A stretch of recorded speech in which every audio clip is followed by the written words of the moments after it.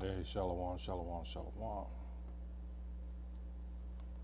Okay, since so I can stabilize this, so we'll move around. There we go.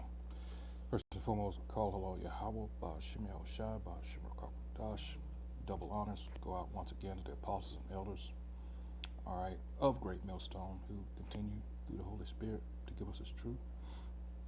This is Nama of the DC camp, and once again, uh, this article here is going to hopefully, all right, when I say hopefully, I mean possibly, penetrate some of you so-called Negroes, thick skulls. All right, for those of you that keep looking to your oppressor, the nation of Edom, aka so-called white man, to come around and suddenly love you because you don't believe it when it comes out of our mouth. Well, this is an article from the Washington Informer. All right, and I guess I should say this is Naaman, and I'm with the DC camp here. And well, let's get into it. Here you see a photograph of the Capitol there. It says the United States could be a great land for all human beings. The great Delta prophetess, they done gave her that title, Fannie Lou Hamer once said. Instead, white people are figuring out what trick they can use next to hold us down a little bit longer. As soon as this country realizes that, as soon as the white man realizes that, the quicker this can be a peaceful country, she said 50 plus years ago. How very true. But the thing is, this place is going out with many big bangs, not just one big bang. It's going out with many big bangs, not mean those nuclear missiles. All right. So there is no saving this place per Jeremiah. Let's get that real quick. There is no. You see the things going on now with the economy. All right. And this is all at the behest of the elites, like I said, trying to hold on to that power, and it's not going to work. All right. So let's get Jeremiah real quick. Let's see.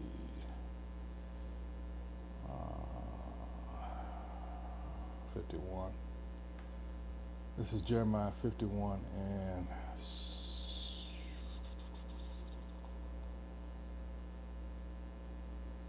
7. It says, Babylon has been a golden cup in the Most High Yahweh's hand that made all the earth drunken.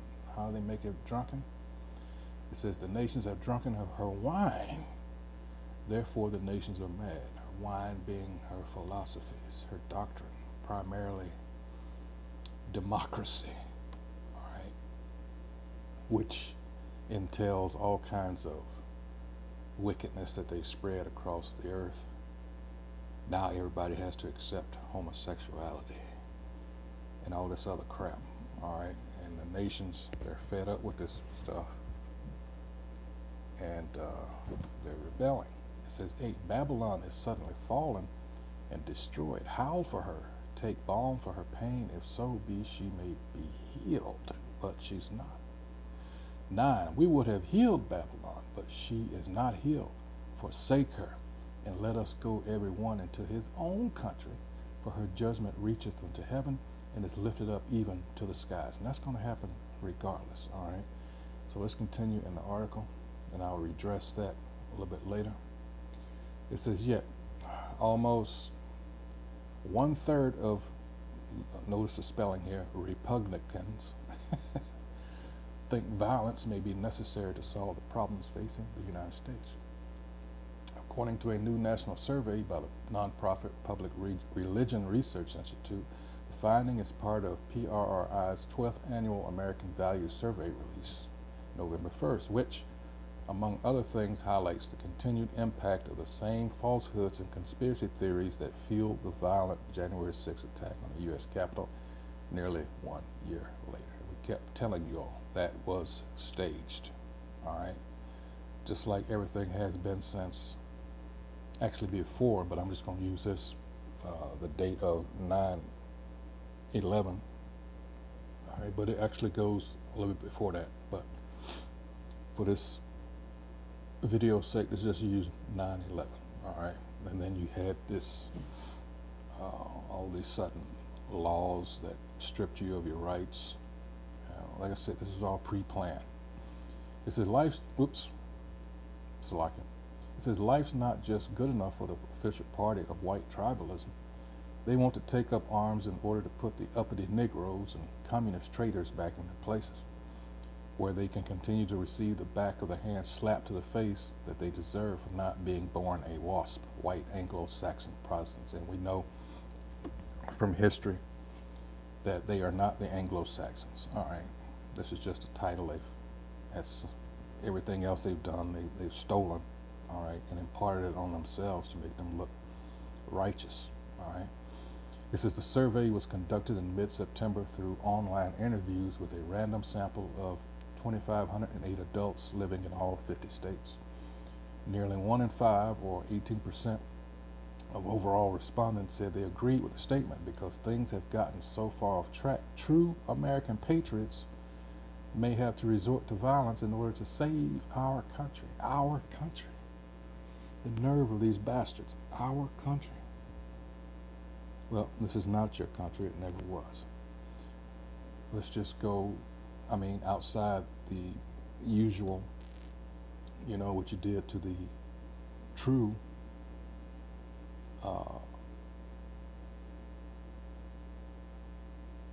people that this belongs to, the Native American Indians, who you said did not have a government, who were uncivilized because they did not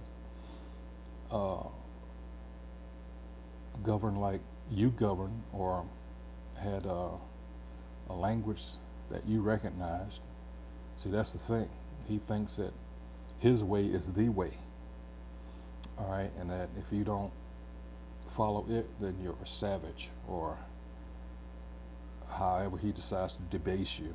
All right, this caveman who has the nerve, this base man, as the scriptures call, who has the nerve to talk about anybody else being in a lower state. All right, it says because things have gotten so far off track, true American patriots may have to resort to violence. It says those agreeing include 30% of Republicans, 11% of Democrats, and 17% of independents. This is not a lunatic fringe. They know exactly what they are doing today. It's no coincidence that the very people who offered massive resistance to Supreme Court ordered school desegregation more than 60 years ago, who inflicted unspeakable punishment on black people, it's no coincidence that now they are dead set against their grandchildren being taught what they did, are the very same people who are fighting mightily to see to it that their grandchildren are not taught about their wicked deeds in schools today. And that's exactly the point. It's critical race theory, which is not a theory. These pieces of shit just don't want to be reminded of the wickedness that they did. All right? And hey, and some forms they continue to do. All right, like I say, when we bring up Sirach or Ecclesiastes chapter 12 verse 10, it says never trust thine enemy. That's exactly what it means. Never trust your enemy. And as this article is going to, they just change strategies. All right, it says rhetorically they say they are opposed to teaching critical race theory, which is simply true U.S. history. Point blank. Period. That's it. So you got to ask, the question remains, why so much opposition? Because it goes to what they call white fragility. All right. Well, that's their problem. Don't they, when you go into their courts, don't they constantly remind you about, telling the truth?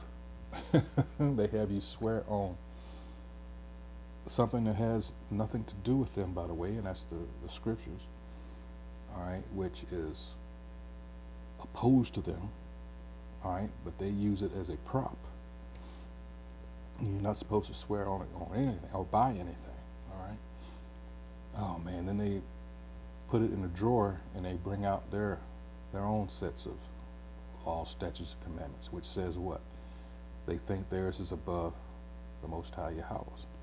That's it's right in your face. It says, okay, continuing on, it says, and with the outcome of the Virginia statewide elections fueling their frenzy, the MAGAs are frothing at the mouth, smelling the blood of weakened Democrats. If they can manage to squeak out legitimate victories over the Dems, they will. If key contests are close enough, they will cheat, manipulate, and steal the election. If all else fails, this time their violent uprising plans are more detailed, and the poor, unsuspecting liberals will give them the benefit of the doubt. In the end, liberals mistakenly believe these insurrectionists are well-meaning, decent folks like themselves, never realizing until it's too late that the dystopian nightmare is a real-life dream come true. Joe Biden represents the liberals' last best hope, a sort of straight-talking white dude who can stand up and look the twice-impeached one-term disaster that is Donald straight in the eye and be able to not only beat him arm wrestling, but be able to outwit him in the cold strategy game that is U.S. politics. That is Biden's value to the political picture today. The Donald has pummeled everyone around the GOP into submission, groveling at his feet for the Trump nod, and after beating his rivals to a pulp, with sometimes humiliating personal attacks, he expects those sycophants to fall in line, help him defeat his next opponent, and they do. But there is one thing that white Americans do not take into account when measuring the days before the total fall of this wicked wilderness and the continued submissiveness of their victims, and that is justice. Dr. Martin Luther King Jr. reminds us the words of abolitionist Theodore Parker. The arc of the moral universe is long, but it bends toward justice, and it's true. Justice is the leavening agent which eventually rewards our suffering. This wicked society which is crumbling from within, in which 30% believe it's not white enough and are willing to accept violence to whip the country into shape, is doomed. Doomed. The Greek Empire lasted 350 years. The Roman Empire stood for 1,000 years. The Chinese for 2,000 years. And the Egyptian Empire lasted 31 centuries, 3,100 years. It's been a brief 233 years since the U.S. Constitution was adopted, a young, decaying empire which doesn't have to be this way. Which should tell you something. Out of all these other empires, this wicked kingdom that we're in now, the thing is, it borrowed from all those other wicked kingdoms. All right?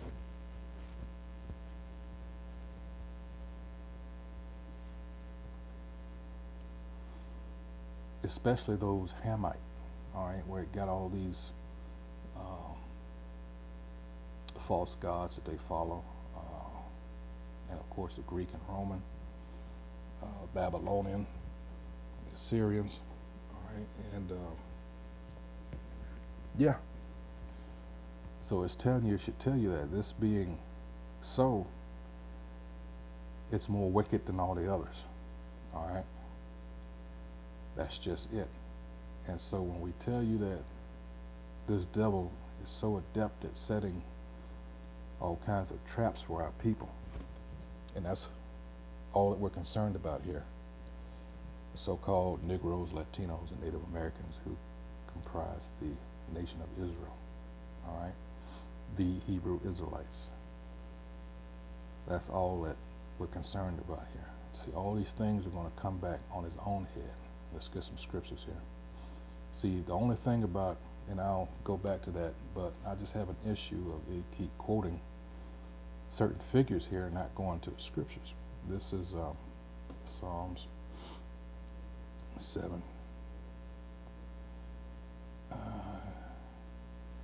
And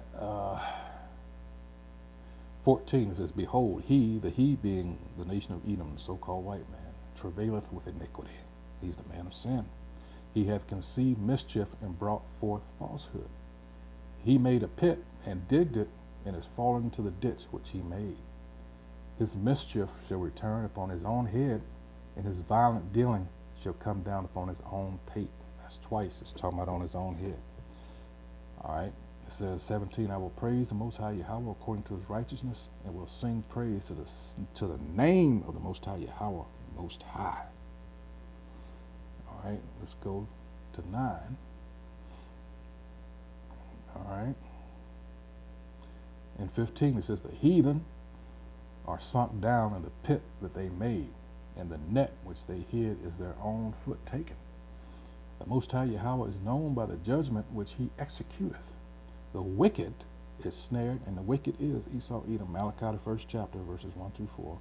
The wicked is snared in the work of his own hands. Again, Salah. The wicked shall be turned into hell, and all the nations that forget Yahweh B'Shem Yahushua. All right? So there you have it. And another thing you have to consider, he makes all this legislation, all this, especially as it has to do with making Jake look like the criminal, and more often than not, because of conditioning, and because, hey, let's just face it, some of our people are just wicked. All right. Is it Jeremiah 5:26 says, among my people are found wicked men. All right, that's it. But this is the thing. This devil. Well, let me just read it. This is Psalm 62:4. He says, they only consult to cast him down from his excellency. Who's the him? It's us. They delight in lies. They bless with their mouth, but they curse inwardly. Going back to what? Never trust that enemy. All right. It says, in fact, let me get that real quick, because this devil is, I don't know why this keeps disappearing, because I had it preloaded, but it keeps dropping it for somehow. But in any case, this so-called white man just loves to make Jake look bad. He is expert at it. But that's showing you who he is. There's no redeeming qualities in the so-called white man if he's indeed an Edomite. This is Sirach or Ecclesiastes chapter 12 verse 10. It says, never trust thine enemy, for like as iron rusteth, so is his wickedness. Though he humble himself and go crouching, yet take good heed and beware of him. And thou shalt be unto him as if thou hadst wiped a looking glass, and thou shalt know that his rust hath not been altogether wiped away. And it goes on down here and tells you, it gives you all the characteristics of who you're dealing with. All right? And how he's going to, well, all you have to do is look back at your history, all right, to see who it's talking about.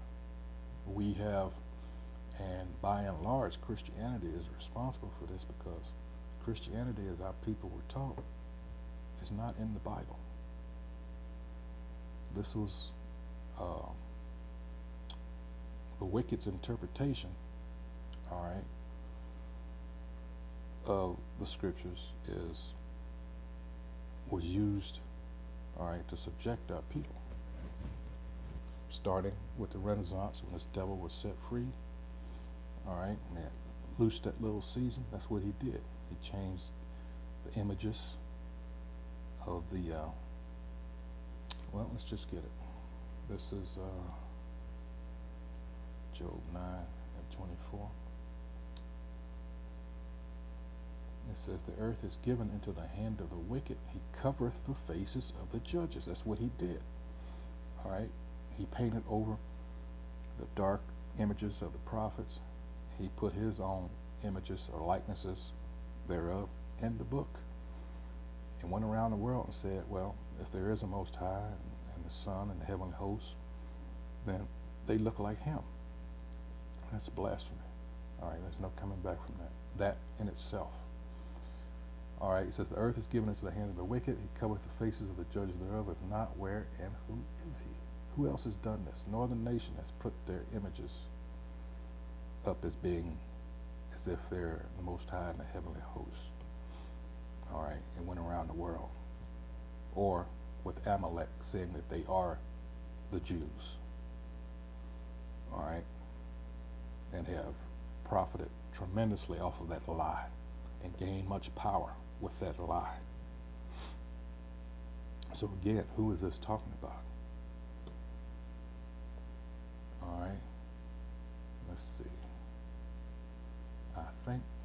is it.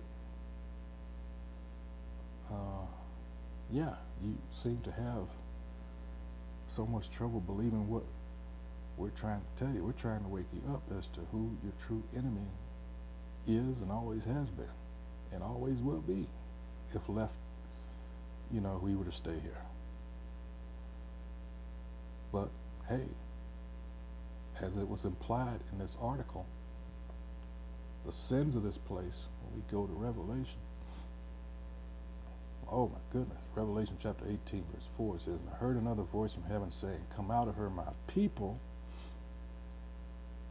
that ye be not partakers of her sins, and that ye receive not of her plagues, for her sins have reached unto heaven, and Yahweh Ba'ashem Yahushua hath remembered her iniquities. Reward her even as she rewarded you. How did they reward us? Slavery, all kinds of atrocities committed against us, all right, which are too numerous, to go into. All right, it says, and double unto her according to her works. And double according to her works. And the cup which she hath filled, fill to her double. For those of you that, you church-going Negroes that just want to let everything go. That's not even...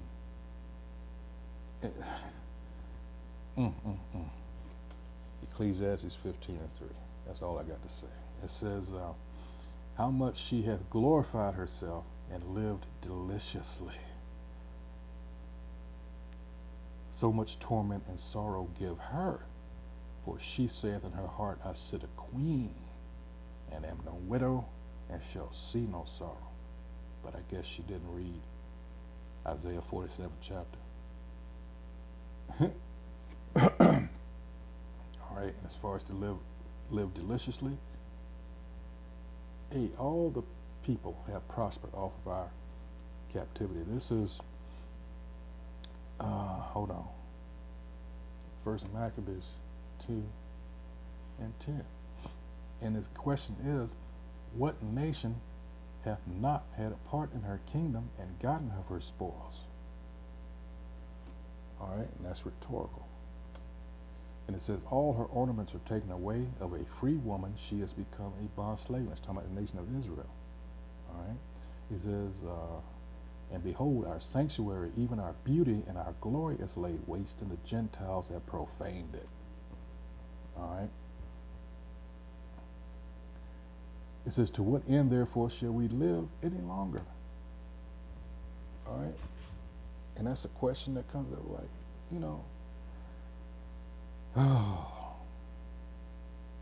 just how much more, but thankfully we're coming to the end, and we're seeing with our own eyes these curses that were put on us being transferred to our enemy. This is Deuteronomy 30:7, which was prophecy.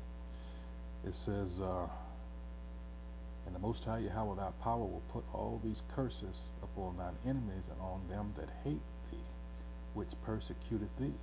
All right, let's go to Jeremiah 30:7. It says, 16, sorry, Salakia. It says, therefore all they that devour thee shall be devoured, and all thine adversaries, every one of them shall go into captivity, and they that spoil thee shall be a spoil, and all that prey upon thee will I give for a prey. Beautiful. Now I mentioned something earlier about having me going back, but this is prophecy right here in Isaiah 13th chapter about what's going to happen. All right. It says, actually you started at 11, but for time's sake I'm going to go down here. It says 14, and it shall be as a chased roe and as a sheep that no man taketh up. They shall every man turn to his own people. It's going to get so bad out here. And flee every one into his own land. Those that came over here to, they thought the streets of America were paved with gold. They're going to say, fuck it, and go back to their own land. It says, everyone that is found shall be thrust through, and everyone that is joined unto them shall fall by the sword. Their children also shall be dashed to pieces before their eyes. Their houses shall be spoiled, and their wives ravished. What is that saying? Simply put, and this has been coming out a lot late, but this is why this scripture here is here. This is Daniel 12:1. It's going to get this bad. It says, "And at that time shall Michael stand up, the great prince, which standeth for the people, which standeth for the children of thy people." That's the Archangel Michael. "And there shall be a time of trouble such as never was since there was a nation, even to that same time. And at that time thy people shall be delivered, every one that shall be found written in the book." Alright, because if you're not the type of mindset like this, to where, yeah, as it said in Revelation 18, fuck them. I want them to go through double what they put me through. This is Isaiah 14:1. It says, "For the Most High Yahweh will have mercy on Jacob, or Israel, and will yet choose Israel, and set them in their own land, and the strangers shall be joined unto them, and they shall cleave to the house of Jacob." Now that strangers, there's the Israelite foreigners. It's not, don't fall for it. It's not talking about all the other nations. It's just talking about Israelites that were in those other nations. Alright, it says 2, "And the people shall take them and bring them to their place, and the house of Israel shall possess them in the land of the Most High Yahweh for servants and handmaids. And they shall take them captives, whose captives they were." What does that say? Turnabout is fair play. "And they shall rule over their oppressors." So all this, we gonna hold hands and, all that we are the world type of shit. That's not what that's not what I just read. Alright. Hey, so with that, once again, call the Lord Yahweh, Ba'ashem Yahushua, Ba'ashem Akakwadash. Of course, once again, double honors to the apostles and elders. A great millstone. Salutations to the Akim out there on the highways and byways, pushing this truth all honesty and sincerity, while trying to wake up the remaining hopeful elect. So with that, Shalom.